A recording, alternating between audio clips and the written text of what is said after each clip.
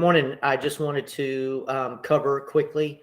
Um, when we get a listing, instead of countering an offer, when you have multiple offers, that you can send it's called a rejection form, but it's done politically correct. It's called an invitation for a new offer from buyer. So I'm going to show you where to find it. So again, this is recorded and I'm sharing my screen. So right now we're going to go to texasrealestate.com. However you get to zip forms, I just go this way. So I go to texasrealestate.com. I hit login. When I log in, it goes back to that screen. Okay, it's going to say, hi, Doug. I'm going to go to the right and click zip forms. So this is going to be if we have a transaction that we've started. So obviously, in order to use this form, you have to have a listing. So once the screen turns blue, we're going to hit one tab. It's called the new tab. So you can see the screen turn blue. And at this point, you're going to just exit out of these little deals here.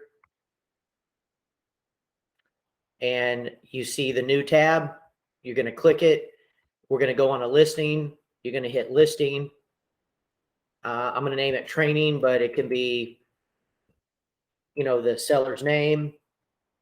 You're going to always select the dot next to residential, and there's a drop down, and you pick the listing template. Okay. You scroll down, you hit close, save. The next screen, you'll be looking at a white summary square, and you go 2 tabs over to documents. All right. So we know that in order to list the home, we're going to have an IBS. It's already pre-filled. You're going to print that, not even have to open it. You're going to print the IBS. You're going to print the seller's disclosure. And then you're going to open up the listing agreement, and you're basically filling in 3 paragraphs. Everything else is templated. You go get the listing, and at some point you get an offer. So let's say that instead of getting 1 offer, you get 20 offers. Well, it would be a good idea to go up here to forms, the blue little tab. You have to hit underneath form libraries. You need to select all. And then you type in the word invitation, invite, I-N-V-I-T. You'll see that it says seller's invitation to buyer to submit a new offer. Double click it. It'll move it here. Red X. And now here's that form. So basically what this is it's a rejection, but you're basically giving them what would be favorable. So you could go to, it's going to be the buyer's name. It's going to be from the seller, the address 123 Easy Street, whatever the property address is. Okay. And then right here, you could, and I like to do all caps, it says right there, you can read it. It says, you are invited to submit another offer, which seller may more favorably consider if, and you just kind of start in the first page of a contract.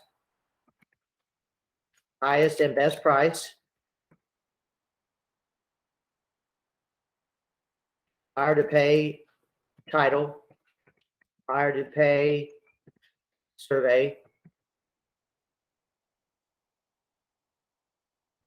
Pre-temp lease for 2 weeks.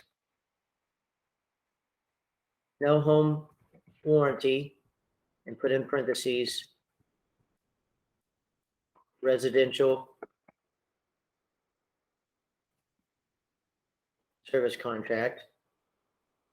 And that's going to be paragraph 7H.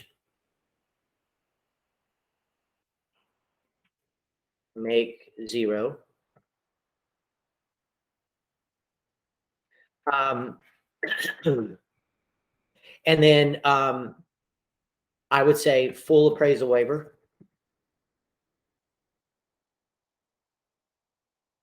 Okay, up here you would put next to title, truly title, as title is open there.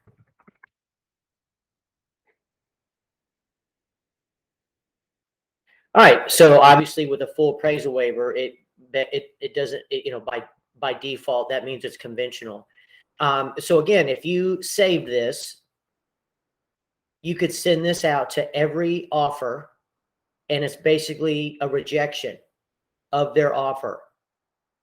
and it's saying, hey, bring us another offer with these terms or as close to these terms as possible.